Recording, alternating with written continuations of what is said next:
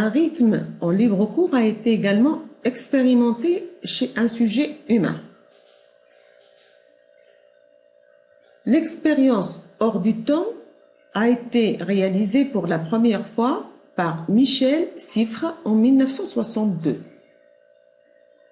Durant environ 60 jours, le jeune géologue niçois est resté dans le ténèbre, confiné à 110 mètres de profondeur à une altitude de 2000 mètres.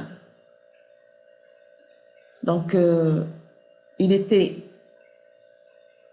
sans montre ni poste de radio qui vont lui indiquer l'heure.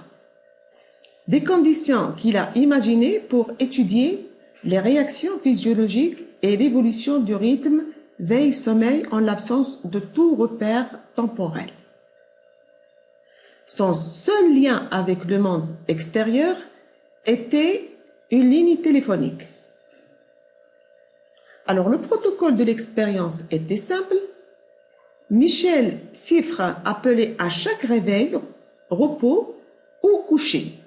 Donc, c'est juste pour leur indiquer aux chercheurs qui sont à l'extérieur le moment où il se réveille, le moment où il se nourrit et le moment du coucher. Donc, sans lumière ni contrainte sociale, il ne mangeait et dormait que quand il en ressent le besoin. Alors, il pense être resté 25 jours. Le temps qu'il a perçu s'est déroulé 2 fois moins vite que dans la réalité. Donc, avec une période de 24,5 heures, dont 16 heures d'activité et 8 heures de sommeil. La prise alimentaire a lieu avant la période du sommeil.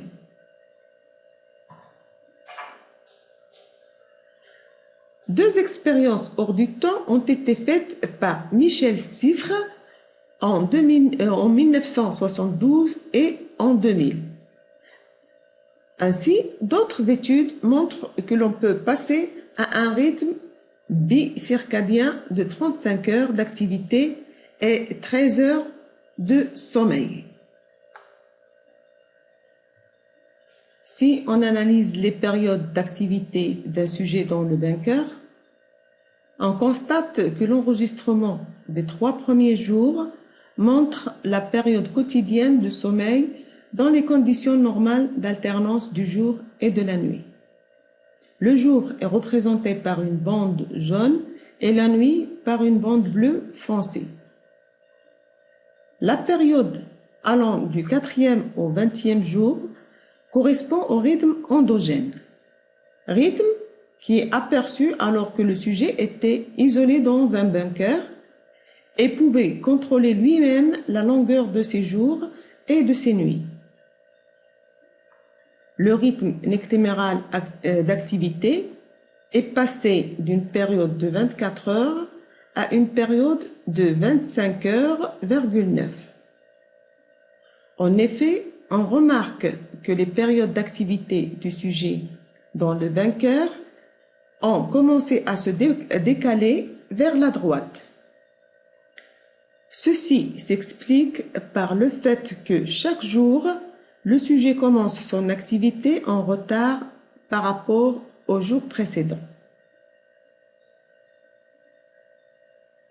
Le sujet étant à nouveau exposé à des conditions normales d'alternance du jour et de la nuit, du 21e au 25e jour, la période retrouve une valeur de 24.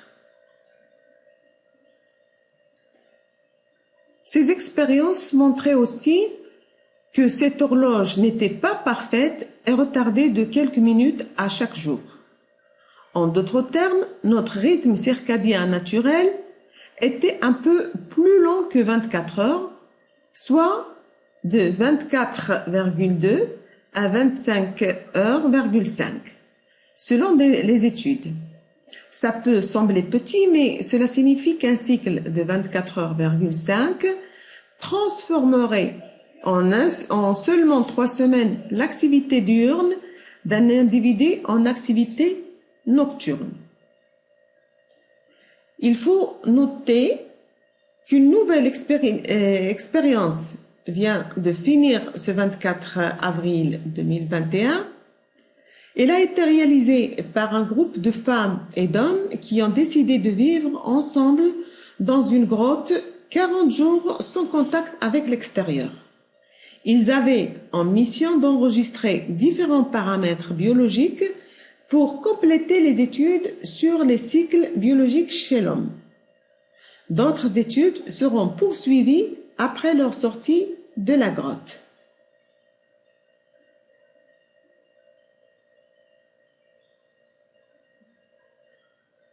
En résumé, on peut dire que les rythmes circadiens sont d'origine endogène et sont synchronisés par des facteurs environnementaux. Sur la figure à gauche, on a la représentation d'un cycle nyctéméral. Il s'agit d'un cycle d'une horloge biologique possédant une oscillation interne qui est soumise à un synchroniseur de l'environnement, en l'occurrence l'alternance jour et nuit.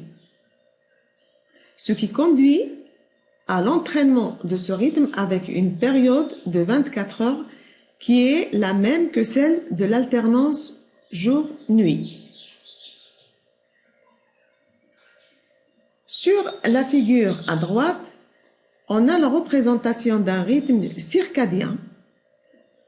Il s'agit d'un cycle d'une horloge biologique possédant une oscillation interne, mais qui n'est soumise à aucun synchroniseur externe. Dans ce cas, il n'y a pas d'entraînement de ce rythme endogène qui peut avoir une période différente de 24 heures. Donc, vous faites attention, il faut bien comprendre la différence entre un rythme circadien et un rythme nyctéméral.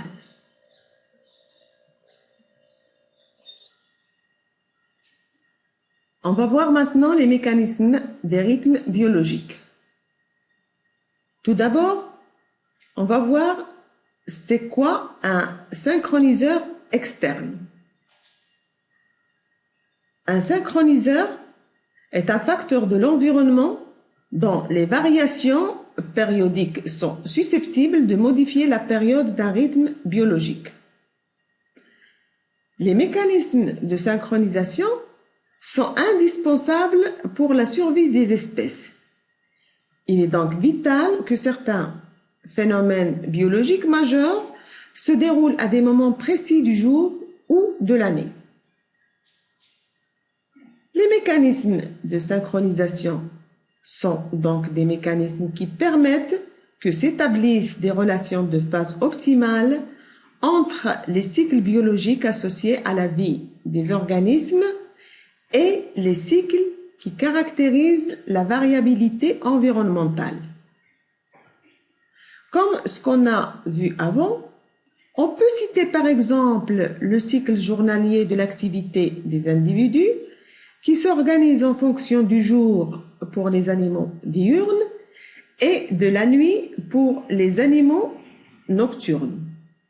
Ou bien les cycles annuels de reproduction et de migration qui s'organisent en fonction de diverses contraintes saisonnières reproductibles d'année en année dans une fourchette de variation dépendant des aléas de l'environnement climatique et de l'environnement anthropique, comme les périodes de restriction trophique et d'inondation.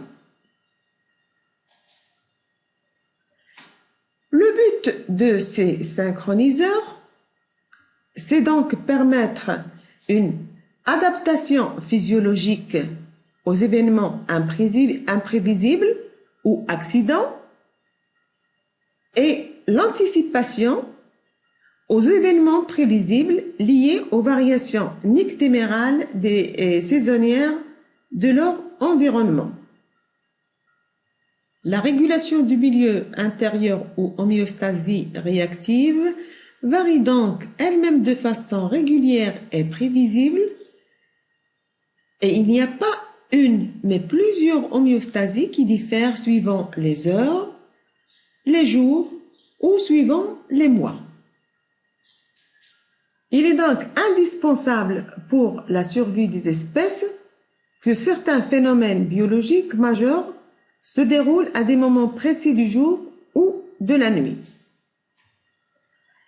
Les chronobiologistes ont recensé chez l'homme plus de 160 rythmes différents et la plupart de ces fonctions sont circadiennes.